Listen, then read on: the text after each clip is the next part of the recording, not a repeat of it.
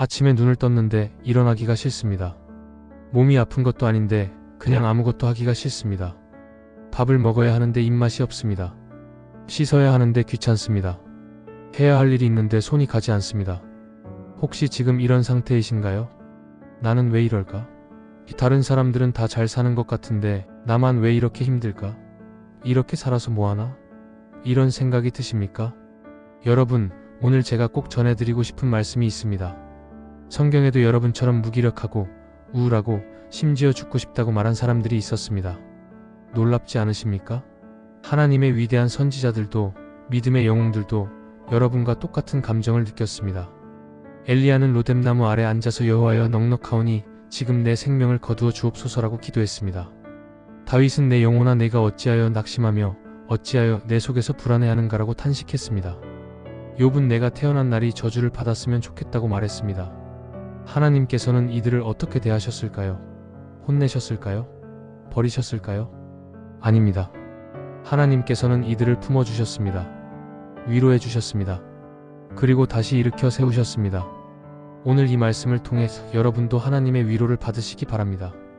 여러분은 혼자가 아닙니다. 하나님께서 여러분과 함께 계십니다. 시작 전 구독과 좋아요 꼭 눌러주세요. 엘리야의 번아웃 위대한 선지자도 무너졌습니다. 엘리야는 누구였는가? 엘리야, 이 이름을 들으면 어떤 모습이 떠오르십니까? 갈멜산에서 바알 선지자 850명과 대결하여 승리한 위대한 선지자. 하늘에서 불을 내려 재물을 태운 능력의 사람. 3년 6개월 동안 비가 오지 않게 했다가 다시 비를 내리게 한 기도의 용사. 엘리야는 구약 성경에서 가장 위대한 선지자 중 한 명입니다. 모세와 함께 변화산에서 예수님 곁에 나타난 사람이 바로 엘리야입니다.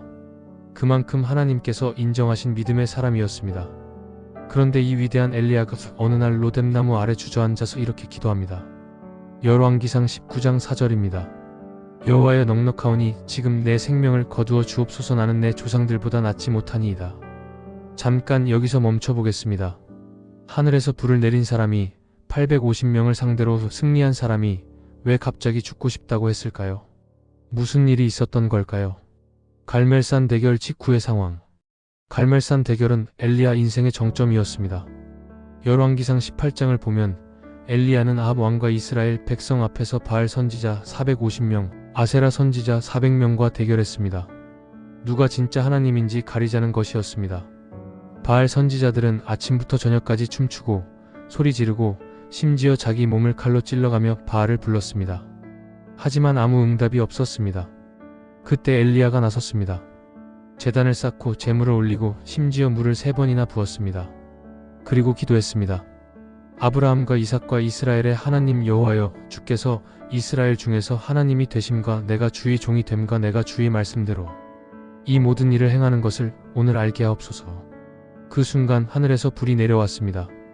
번제물과 나무와 돌과 흙을 다 태우고 도랑이 물까지 할아버렸습니다. 백성들이 엎드려 여호와 그는 하나님이시로다 라고 외쳤습니다. 완벽한 승리였습니다. 엘리야는 바알 선지자들을 기손 시내로 데려가 처단했습니다. 그리고 아합 왕에게 비 소리가 있나이다라고 말한 후 갈멜산 꼭대기에 올라가 기도했습니다. 7번을 기도하자 작은 구름이 일어났고 곧 큰 비가 내렸습니다. 3년 6개월 만의 비였습니다. 엘리야는 하나님의 영에 감동되어 아합의 병거 앞에서 이스라엘까지 뛰어갔습니다. 약 30km를 달린 것입니다.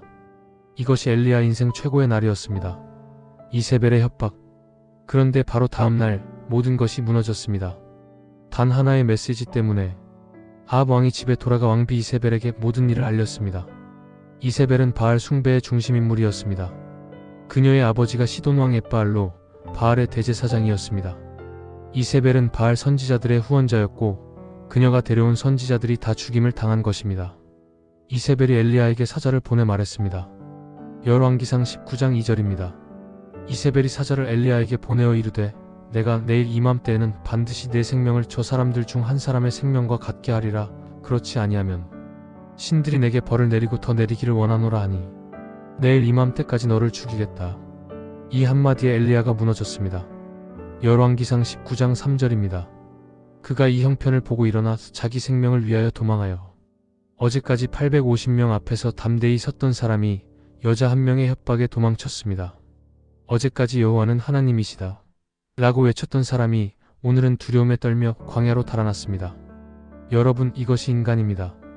아무리 강한 사람도, 아무리 믿음이 좋은 사람도 한순간에 무너질 수 있습니다. 로뎀나무 아래의 기도. 엘리야는 브엘세바까지 도망갔습니다. 거기서 자기 사환을 남겨두고 홀로 광야로 하룻길을 더 들어갔습니다. 그리고 로뎀나무 아래 앉았습니다. 로뎀나무는 광야에서 자라는 관목입니다. 키가 3m 정도 되는 작은 나무입니다. 뜨거운 사막의 햇볕을 조금이나마 가려주는 나무입니다. 엘리야는 이 작은 나무 그늘 아래서 기도했습니다. 여호와여, 넉넉하오니 지금 내 생명을 거두어 주옵소서. 넉넉하다. 이제 충분하다. 더 이상 못하겠다. 나는 내 조상들보다 낫지 못하니이다. 나는 특별하지 않다. 나는 실패자다. 나는 아무것도 아니다. 여러분, 엘리야의 이 모습이 혹시 지금 여러분의 모습과 비슷하지 않습니까? 이제 충분해. 더 이상 못하겠어. 나는 다른 사람들보다 못해. 나는 실패자야. 그냥 이 상태로 끝났으면 좋겠어. 하나님의 위대한 선지자도 이런 감정을 느꼈습니다. 그러니 여러분이 이런 감정을 느끼는 것은 이상한 것이 아닙니다. 죄악도 아닙니다. 믿음이 없어서도 아닙니다. 그것은 그냥 인간이기 때문입니다. 중요한 것은 하나님께서 이런 엘리야를 어떻게 대하셨는가 하는 것입니다. 하나님의 놀라운 응답 마이너스 혼내지 않으셨습니다. 하나님의 첫 번째 응답, 잠과 음식. 엘리야가 죽고 싶다고 기도한 후 잠이 들었습니다.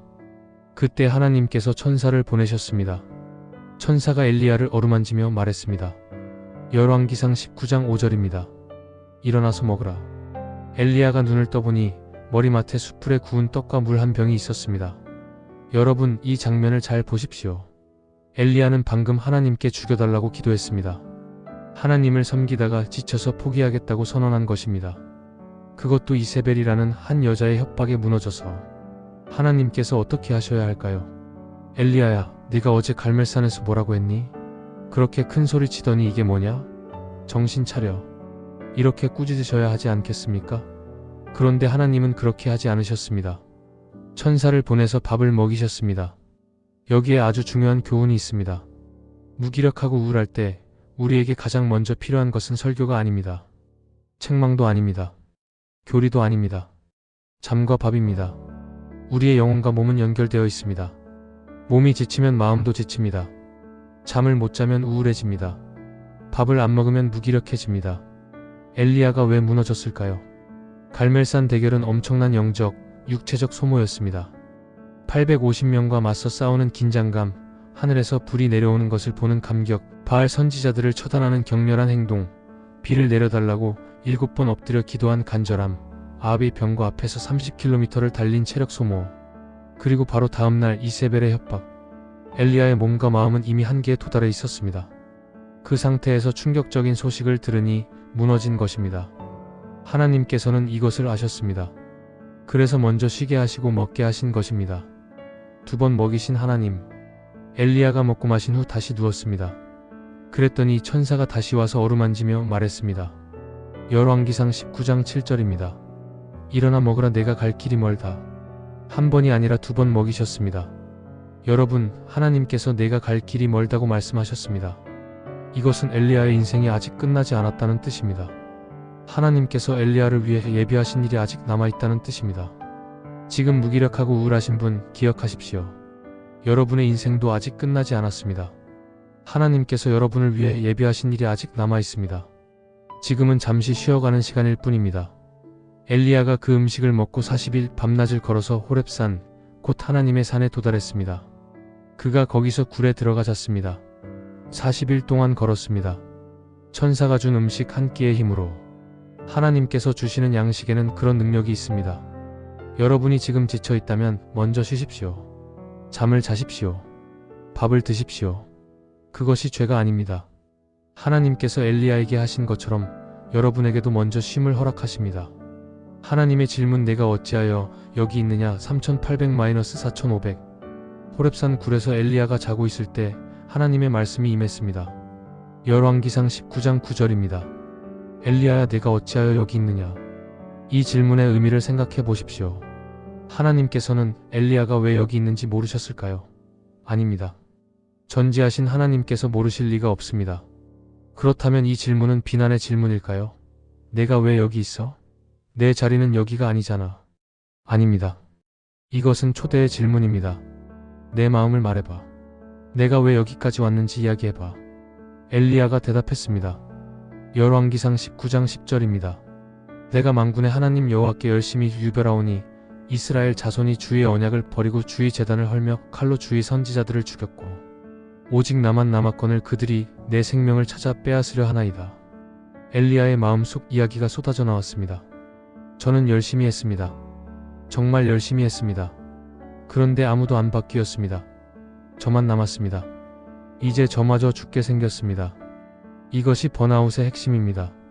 열심히 했는데 결과가 없다. 나만 애쓰는 것 같다. 아무도 알아주지 않는다. 이제 더 이상 할 수 없다. 하나님께서는 엘리야의 이 하소연을 끝까지 들으셨습니다. 중간에 끊지 않으셨습니다. 반박하지 않으셨습니다. 여러분, 하나님께서는 여러분의 이야기도 들으십니다. 여러분이 얼마나 힘든지, 얼마나 지쳤는지, 얼마나 외로운지 다 아십니다. 그리고 그 마음을 말씀드려도 됩니다. 하나님께 화가 나셨다고 말씀드려도 됩니다. 다 쏟아내셔도 됩니다. 하나님께서는 다 들으십니다. 세미한 음성 하나님을 만나는 방법. 강풍, 지진, 불. 엘리야의 하소연을 들으신 후 하나님께서 말씀하셨습니다. 열왕기상 19장 11절입니다. 나가서 산 위 여호와 앞에 서라. 엘리야가 굴 밖으로 나갔습니다. 그때 놀라운 일이 일어났습니다. 먼저 크고 강한 바람이 불어 산을 가르고 바위를 부쉈습니다. 엄청난 광경이었을 것입니다. 그런데 성경은 말합니다. 그러나 바람 가운데에 여호와께서 계시지 아니하더라. 그 후에 지진이 있었습니다. 땅이 흔들리고 갈라졌을 것입니다. 그런데 지진 가운데에도 여호와께서 계시지 아니하더라. 지진 후에 불이 있었습니다. 갈멜산에서 하늘에 불을 내리셨던 하나님이십니다. 그런데 불 가운데에도 여호와께서 계시지 아니하더라. 여러분, 이상하지 않습니까? 강풍, 지진, 불. 이것들은 모두 하나님의 능력을 나타내는 것들입니다. 출애굽 때 시내산에서 하나님께서 율법을 주실 때도 지진과 불과 연기가 있었습니다. 엘리야 자신도 갈멜산에서 하늘의 불을 경험했습니다. 그런데 하나님께서는 이런 웅장한 현상들 가운데 계시지 않으셨습니다. 왜 그러셨을까요? 엘리야에게 필요한 것은 더 큰 기적이 아니었기 때문입니다. 엘리야는 이미 기적을 경험했습니다. 그루이 시냇가에서 까마귀가 먹을 것을 가져다 주는 것을 봤습니다. 사르밧 과부의 뒤주에 밀가루가 떨어지지 않는 것을 봤습니다. 죽은 아이를 살리는 것을 봤습니다. 갈멜산에서 하늘에 불이 내려오는 것을 봤습니다. 그런데 이 모든 기적을 경험한 후에도 무너졌습니다. 기적만으로는 우리를 지탱할 수 없습니다. 세미한 음성. 불이 지나간 후에 무슨 일이 있었습니까? 열왕기상 19장 12절 하반절입니다. 세미한 소리가 있는지라. 세미한 소리. 영어 성경에는 A still small voice 또는 A gentle whisper라고 번역되어 있습니다. 고요하고 작은 소리, 부드러운 속삭임. 강풍도 아니고 지진도 아니고 불도 아닌 세미한 소리. 엘리야가 이 소리를 듣자 겉옷으로 얼굴을 가리고 굴 입구에 나와 섰습니다. 그가 하나님의 임재를 느낀 것입니다. 여러분, 여기에 아주 중요한 교훈이 있습니다. 무기력하고 우울할 때 우리는 종종 큰 기적을 원합니다. 하늘이 열리고 천사가 나타나고 단번에 모든 문제가 해결되기를 원합니다. 그런데 하나님께서는 대부분 세미한 음성으로 오십니다. 조용한 새벽 기도 시간에, 성경을 읽다가 한 구절이 마음에 와닿을 때, 찬양을 부르다가 눈물이 날 때, 어떤 사람의 작은 친절에 감동받을 때, 하나님의 음성은 시끄러운 세상에서 잘 들리지 않습니다. 우리가 조용해져야 합니다. 멈춰야 합니다. 그래야 세미한 음성을 들을 수 있습니다. 하나님의 재질문과 위로. 세미한 음성 가운데 하나님께서 다시 물으셨습니다. 엘리야야, 내가 어찌하여 여기 있느냐? 똑같은 질문입니다. 그리고 엘리야도 똑같이 대답했습니다. 내가 만군의 하나님 여호와께 열심히 유별하오니 오직 나만 남았거늘 그들이 내 생명을 찾아 빼앗으려 하나이다. 여전히 같은 대답입니다. 엘리야의 마음이 아직 완전히 회복되지 않은 것입니다. 그때 하나님께서 세 가지를 말씀하셨습니다. 첫째, 새로운 사명을 주셨습니다. 다메섹으로 가서 하사엘에게 기름을 부어 아람 왕으로 세우고 예후에게 기름을 부어 이스라엘 왕으로 세우고 엘리사에게 기름을 부어 자신의 후계자로 세우라고 하셨습니다. 둘째, 심판의 약속을 주셨습니다. 하사엘과 예후와 엘리사를 통해 바알 숭배자들이 심판받을 것이라고 하셨습니다. 셋째, 가장 중요한 말씀입니다. 열왕기상 19장 18절입니다. 그러나 내가 이스라엘 가운데에 7,000명을 남기리니 다 바알에게 무릎을 꿇지 아니하고 다 바알에게 입 맞추지 아니한 자니라. 오직 나만 남았습니다 라고 했던 엘리야에게 하나님께서 말씀하셨습니다. 아니다. 7,000명이 있다. 엘리야는 혼자가 아니었습니다. 그가 모르는 곳에서 7,000명이 바알에게 무릎을 꿇지 않고 신앙을 지키고 있었습니다. 여러분도 혼자가 아닙니다. 나만 힘든 것 같아. 아무도 나를 이해하지 못해. 나만 이렇게 외로워. 아닙니다. 여러분 주변에도 여러분이 모르는 곳에서 같은 마음으로 하나님을 바라보는 사람들이 있습니다. 그리고 무엇보다 하나님께서 여러분과 함께 계십니다. 다윗의 우울 시편의 위로. 다윗도 우울했습니다. 엘리야만 무기력했던 것이 아닙니다. 다윗도 그랬습니다. 다윗, 그는 하나님의 마음에 합한 자라고 불린 사람입니다. 골리앗을 죽인 용사입니다. 이스라엘의 위대한 왕입니다. 예수 그리스도의 조상입니다. 그런데 시편을 읽어보면 다윗이 얼마나 자주 우울과 절망 속에 있었는지 알 수 있습니다. 시편 42편 5절입니다. 내 영혼아 내가 어찌하여 낙심하며 어찌하여 내 속에서 불안해하는가. 시편 42편 9절입니다. 내가 나의 반석이신 하나님께 아뢰리라 어찌하여 나를 잊으셨나이까. 내가 어찌하여 원수의 압박으로 말미암아 슬프게 다니나이까. 시편 43편 5절입니다. 내 영혼아 내가 어찌하여 낙심하며 어찌하여 내 속에서 불안해하는가. 다윗이 자기 영혼에게 묻고 있습니다. 내 영혼아 왜 그래? 왜 이렇게 우울해? 왜 이렇게 불안해? 이것은 우울증의 특징입니다. 이유를 알 수 없는 무기력함, 설명할 수 없는 슬픔, 원인을 찾을 수 없는 불안. 다윗 같은 위대한 사람도 이런 감정을 느꼈습니다. 시편 88편은 가장 우울한 시편으로 알려져 있습니다. 처음부터 끝까지 절망의 탄식입니다. 시편 88편 3-6절입니다. 물은 나의 영혼에는 고난이 가득하며 나의 생명은 스올에 가까웠사오니 나는 무덤에 내려가는 자들과 함께 인정되어 힘없는 사람과 같으니이다. 죽은 자 중에 던져진 자 같으며 살해당하여 무덤에 누운 자 같으니이다. 다윗의 처방 영혼에게 말하기. 그런데 다윗은 그 우울 속에서 어떻게 했습니까? 시편 42편 5절 후반부를 보십시오. 너는 하나님께 소망을 두라. 그가 나타나 도우심으로 말미암아 내가 오히려 그를 찬송하리로다. 다윗은 자기 영혼에게 명령했습니다. 내 영혼아 지금 네가 우울한 건 안다. 지금 네가 불안한 건 안다. 그래도 하나님께 소망을 두어라. 하나님을 찬송해라. 이것이 중요합니다. 우울할 때 감정이 우리를 지배하게 두면 안 됩니다. 우리가 감정에게 말해야 합니다. 내 영혼아 지금 힘든 건 안다. 그래도 하나님께서 나를 사랑하신다. 하나님께서 나를 버리지 않으신다. 이 상황도 지나갈 것이다. 시편 103편 1-2절에서 다윗은 이렇게 말합니다. 내 영혼아 여호와를 송축하라. 내 속에 있는 것들아 다 그의 거룩한 이름을 송축하라. 내 영혼아 여호와를 송축하며 그의 모든 은택을 잊지 말지어다. 다윗은 자기 영혼에게 하나님의 은혜를 기억하라고 명령했습니다. 여러분도 이렇게 해보십시오. 지금까지 하나님께서 여러분을 인도해 오신 것을 기억해 보십시오.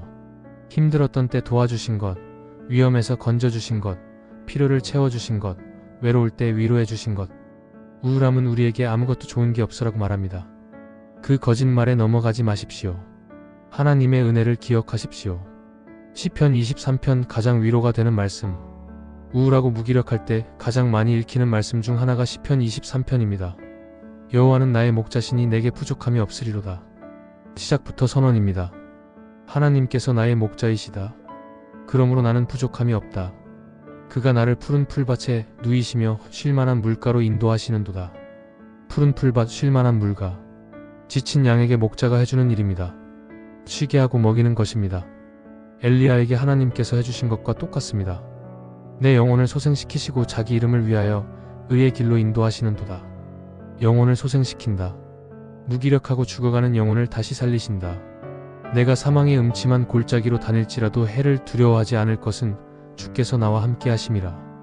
여러분이 지금 사망의 음침한 골짜기를 지나고 있습니까? 너무 어둡고 무섭습니까? 끝이 보이지 않습니까? 그래도 두려워하지 마십시오. 주께서 함께 하십니다.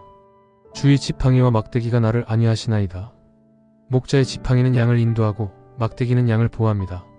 하나님께서 여러분을 인도하시고 보호하십니다. 주께서 내 원수의 목전에서 내게 상을 차려주시고 기름을 내 머리에 부으셨으니 내 잔이 넘치나이다. 원수 앞에서 어려운 상황 속에서도 하나님께서 상을 차려주십니다. 축복을 부어주십니다. 내 평생의 선하심과 인자하심이 반드시 나를 따르리니 내가 여호와의 집에 영원히 살리로다. 여러분, 이 말씀을 믿으십시오. 하나님의 선하심과 인자하심이 여러분을 따릅니다. 지금 아무리 힘들어도 아무리 어두워도 하나님께서 여러분을 버리지 않으십니다. 회복의 말씀들 기억하고 선포하십시오. 이사야 40장 새 힘을 얻으리라. 이제 무기력하고 우울할 때 기억해야 할 핵심 말씀들을 살펴보겠습니다. 첫 번째, 이사야 40장 28-31절입니다. 너는 알지 못하였느냐, 듣지 못하였느냐, 영원하신 하나님 여호와, 땅 끝까지 창조하신 이는 피곤하지 않으시며 곤비하지 않으시며 명철이 한이 없으시며. 하나님께서는 피곤하지 않으십니다. 지치지 않으십니다. 우리는 지치지만 하나님은 지치지 않으십니다. 피곤한 자에게는 능력을 주시며 무능한 자에게는 힘을 더하시나니. 하나님께서 피곤한 자에게 능력을 주십니다. 무능한 자에게 힘을 더하십니다. 지금 여러분이 피곤하고 무능하다고 느끼십니까? 바로 여러분을 위한 말씀입니다. 소년이라도 피곤하며 곤비하며 장정이라도 넘어지며 자빠지되 젊고 힘센 사람도 지칩니다. 엘리야처럼 위대한 사람도 무너집니다. 그것은 인간의 한계입니다. 오직 여호와를 앙망하는 자는 새 힘을 얻으리니 독수리가 날개치며 올라감 같을 것이요 다른 박질하여도 곤비하지 아니하겠고 걸어가도 피곤하지 아니하리로다. 여호와를 앙망하는 자, 하나님을 바라보는 자, 그 사람은 새 힘을 얻습니다. 독수리처럼 날아오릅니다. 독수리는 바람을 타고 날아오릅니다. 자기 힘으로 날개를 퍼덕이는 것이 아니라 상승 기류를 타고 올라갑니다. 우리도 마찬가지입니다. 우리 힘으로 무기력을 이길 수 없습니다. 하나님의 힘을 받아야 합니다. 성령의 바람을 타야 합니다. 마태복음 11장 내게로 오라. 두 번째, 마태복음 11장 28-30절입니다. 예수님께서 직접 하신 말씀입니다. 수고하고 무거운 짐 진 자들아 다 내게로 오라. 내가 너희를 쉬게 하리라. 수고하고 무거운 짐 진 자, 이것이 바로 무기력하고 우울한 사람입니다. 삶의 무게에 눌려 지친 사람입니다. 예수님께서 말씀하십니다. 내게로 오라. 어디로 가야 할지 모르겠습니까? 누구에게 도움을 구해야 할지 모르겠습니까? 예수님께로 가십시오. 내가 너희를 쉬게 하리라. 쉬게 하신다. 엘리야를 쉬게 하신 하나님, 양을 푸른 풀밭에 누이시는 목자 예수님께서 우리를 쉬게 하십니다. 나는 마음이 온유하고 겸손하니 나의 멍에를 메고 내게 배우라. 그리하면 너희 마음이 쉼을 얻으리니. 예수님은 온유하고 겸손하십니다. 무기력하고 우울한 우리를 꾸짖지 않으십니다. 비난하지 않으십니다. 품어주십니다. 이는 내 멍에는 쉽고 내 짐은 가벼움이라. 세상의 짐은 무겁습니다. 그런데 예수님의 멍에는 쉽고 가볍습니다. 여러분, 지금 어떤 무거운 짐을 지고 계십니까? 경제적 어려움입니까? 건강 문제입니까? 가족 갈등입니까? 외로움입니까? 미래에 대한 두려움입니까? 과거의 상처입니까? 그 모든 짐을 예수님께 내려놓으십시오. 예수님께서 쉬게 해주시겠다고 약속하셨습니다. 빌립보서 4장 -4개 능력 주시는 자 9800-11500. 세 번째, 빌립보서 4장 6-7절 13절입니다. 아무것도 염려하지 말고 다만 모든 일에 기도와 간구로 너희 구할 것을 감사함으로 하나님께 아뢰라. 아무것도 염려하지 말라. 불안해하지 말라. 걱정하지 말라. 어떻게요? 기도하십시오. 하나님께 다 말씀드리십시오. 감사함으로 아뢰십시오. 그리하면 모든 지각에 뛰어난 하나님의 평강이 그리스도 예수 안에서 너희 마음과 생각을 지키시리라. 기도하면 하나님의 평강이 임합니다. 모든 지각에 뛰어난 평강, 이해할 수 없는 평강, 상황이 변하지 않아도 마음에 찾아오는 평강. 이 평강이 여러분의 마음과 생각을 지켜줍니다. 빌립보서 4장 13절입니다. 내게 능력 주시는 자 안에서 내가 모든 것을 할 수 있느니라. 사도 바울은 이 말씀을 감옥에서 썼습니다. 풍족함 속에서가 아니라 어려움 속에서 고백한 것입니다. 배부름도 배고픔도 풍족함도 궁핍함도 경험했는데 그 모든 상황에서 능력 주시는 분 안에서 다 할 수 있다고 고백한 것입니다. 지금 아무것도 할 수 없다고 느끼십니까? 힘이 없다고 느끼십니까? 내 힘으로는 그렇습니다. 하지만 능력 주시는 분 안에서는 다릅니다. 하나님께서 능력을 주시면 할 수 있습니다. 실제 적용 이렇게 기도하십시오. 첫째, 솔직하게 기도하십시오. 지금까지 말씀을 살펴보았습니다. 이제 실제로 어떻게 적용할 수 있는지 나누겠습니다. 첫째, 솔직하게 기도하십시오. 엘리야는 하나님께 죽고 싶습니다 라고 말했습니다.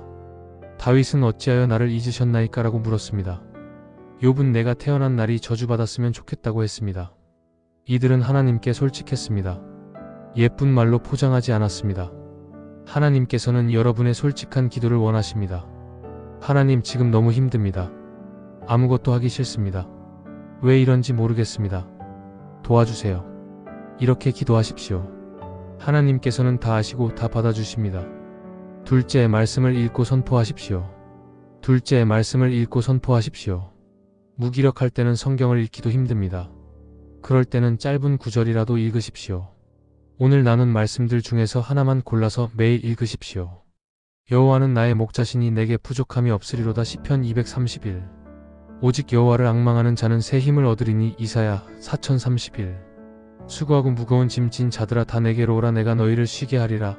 마태복음 1128. 내게 능력 주시는 자 안에서 내가 모든 것을 할 수 있느니라. 빌립보서 413. 이 말씀을 소리내어 읽으십시오. 선포하십시오.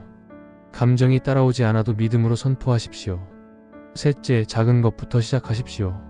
셋째, 작은 것부터 시작하십시오. 하나님께서 엘리야에게 처음 하신 것은 무엇이었습니까? 일어나서 먹으라. 큰 것을 요구하지 않으셨습니다. 일어나라 먹어라. 아주 작은 것이었습니다. 여러분도 작은 것부터 시작하십시오. 오늘 하루 일어나십시오. 씻으십시오. 밥을 드십시오. 창문을 열고 햇빛을 받으십시오. 잠깐이라도 산책하십시오. 그리고 짧게라도 기도하십시오. 하나님, 오늘 하루도 지켜주세요. 작은 것들이 쌓여서 큰 회복이 됩니다. 한 번에 다 바뀌지 않아도 괜찮습니다. 천천히 가십시오. 하나님께서 함께 걸어주십니다. 여러분은 혼자가 아닙니다. 오늘 긴 시간 함께 해주셨습니다. 마지막으로 이 말씀을 드리고 싶습니다. 여러분은 혼자가 아닙니다. 엘리야는 나만 남았습니다 라고 생각했지만 7,000명이 있었습니다. 여러분도 혼자라고 느끼시겠지만 그렇지 않습니다. 하나님께서 여러분과 함께 계십니다. 지금 이 순간에도 함께 계십니다. 시편 34편 18절입니다. 여호와는 마음이 상한 자에게 가까이 하시고 중심에 통회하는 자를 구원하시는도다. 마음이 상한 자에게 가까이 하신다. 하나님께서는 무기력하고 우울한 여러분에게 더 가까이 오십니다. 멀리 하시는 것이 아니라 가까이 오십니다. 로마서 8장 38-39절입니다. 내가 확신하노니 사망이나 생명이나 천사들이나 권세자들이나 현재 일이나 장래 일이나 능력이나 높음이나 깊음이나 다른 어떤 피조물이라도 우리를 우리 주 그리스도 예수 안에 있는 하나님의 사랑에서 끊을 수 없으리라. 아무것도 여러분을 하나님의 사랑에서 끊을 수 없습니다. 우울도 무기력도 절망도 아무것도 하나님의 사랑에서 여러분을 떼어놓을 수 없습니다. 지금 힘드시다면 이 기도를 따라해 보십시오. 하나님, 지금 너무 힘듭니다. 아무것도 하기 싫고 우울합니다. 그래도 주님을 바라봅니다. 엘리야를 일으키신 것처럼 저도 일으켜주세요. 다윗을 회복시키신 것처럼 저도 회복시켜주세요. 주님의 세미한 음성을 듣게 해주세요. 오늘 하루도 함께 해주세요. 예수님의 이름으로 기도합니다. 아멘. 여러분, 이 시간도 지나갑니다. 지금 어두운 터널 속에 있는 것 같아도 끝에는 빛이 있습니다. 포기하지 마십시오. 하나님께서 여러분을 사랑하십니다. 다음에 또 말씀으로 찾아뵙겠습니다. 하나님의 은혜와 평강이 여러분과 함께 하시기를 축복합니다. 구독과 좋아요 꼭 눌러주세요. 감사합니다.